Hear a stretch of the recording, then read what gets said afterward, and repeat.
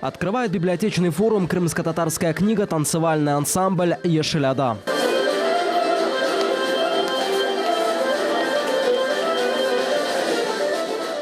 После главный библиограф библиотеки имени Исмаила Гаспринского Диляра Белялова рассказывает о крымско-татарских героях Великой Отечественной войны, о писателях, а также о мастерах-оружейниках и ювелирах. Деятели декоративно-прикладного искусства.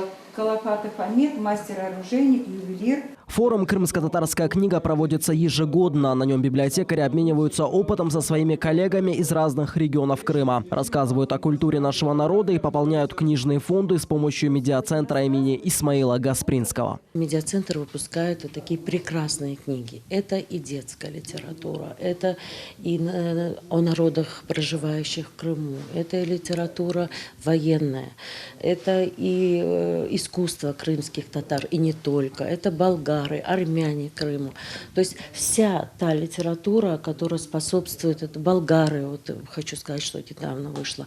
То есть вся литература, которая направлена на популяризацию народов, о знании истории, культуры, фольклора народов, проживающих в Крыму, не только крымских татар. В этом году библиотечный форум стартовал в Белогорске. Он направлен на популяризацию крымско-татарских изданий. С учетом того, что рождаемость среди крымско-татарского населения растет, это показатель, действительно есть такой.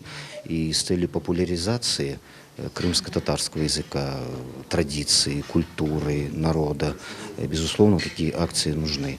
Приятно, что это проводится у нас на территории района, в нашей центральной районной библиотеке. И здесь на данное мероприятие собрались как раз-таки представители нашего района, которые непосредственно занимаются крымско-татарским языком, крымско-татарской литературой, культурой и традициями. Следующим регионом, в который направятся сотрудники библиотеки имени Исмаила Гаспринского, будет Ленинский район. Мухаммед Зикриев, Арсен Фукала, телеканал Милет.